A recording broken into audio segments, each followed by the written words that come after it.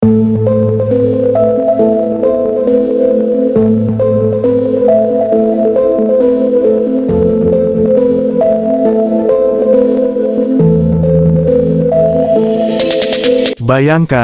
friends, kalian lagi santai malam-malam, pegang HP, scroll timeline, dan tiba-tiba muncul sebuah kabar yang bikin jantung berhenti sepersekian detik. Kabar yang membuat para analis internasional langsung duduk tegak, memicingkan mata, dan bertanya, Indonesia sekarang sedang main di level apa sebenarnya?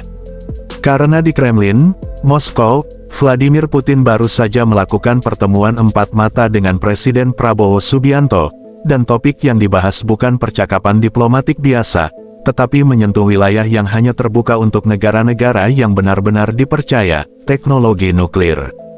Pertemuan tertutup selama kurang lebih 1 jam itu sempat ditayangkan beberapa detik oleh media Rusia.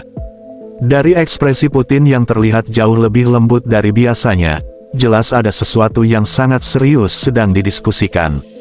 Putin membuka percakapan dengan nada suara yang tidak sering ia gunakan untuk pemimpin negara lain. Ia menegaskan bahwa hubungan Rusia-Indonesia sedang berkembang pesat. Kalimat singkat, tapi dalam dunia geopolitik artinya jelas, Rusia sedang membuka pintu besar. Tak lama kemudian, datanglah pernyataan yang membuat analis Eropa langsung gelisah. Putin mengatakan bahwa Rusia siap membantu Indonesia mengembangkan teknologi energi, termasuk energi nuklir sipil. Bukan basa-basi, bukan diplomasi manis untuk kamera.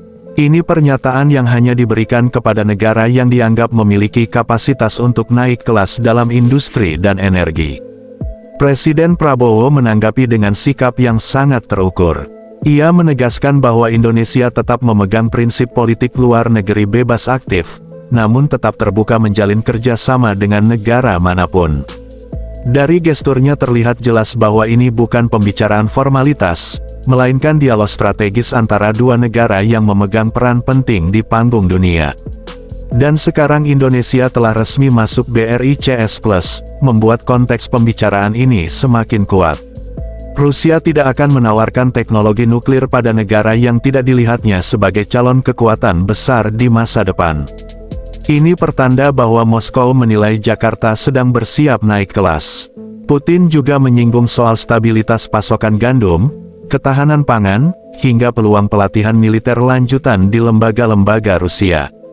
Sementara itu, Presiden Prabowo mengundang Putin untuk mengunjungi Indonesia pada 2026 atau 2027, dan mengejutkannya, Putin langsung berkata siap tanpa ragu sedikitpun. Di luar gedung, spekulasi pun bermunculan. Banyak yang mulai memikirkan potensi kerjasama alutsista jika hubungan kedua negara semakin dekat, mulai dari kapal selam kilo kelas, rudal jarak jauh, hingga pesawat tempur masa depan. Namun bagian yang paling menentukan tetaplah isu PLTN. Jika Indonesia benar-benar membangun pembangkit nuklir pertamanya pada dekade 2030-an, ini mampu mengubah wajah ekonomi nasional secara drastis. Energi menjadi stabil, industri tumbuh lebih cepat, dan posisi tawar Indonesia dalam geopolitik akan melonjak. Negara-negara yang dulu memandang Indonesia sebelah mata harus menghitung ulang mulai sekarang. Dan bisa jadi, pertemuan empat mata inilah titik awal babak baru itu. Dan sebagai catatan tambahan, jika ada gambar dalam konten ini, gambar-gambar tersebut dibuat menggunakan AI, sehingga mungkin terdapat sedikit ketidaktepatan atau kekeliruan. Malam ini dunia mungkin belum sepenuhnya menyadarinya, tetapi jelas bahwa Indonesia sedang melangkah menuju meja besar kekuatan global.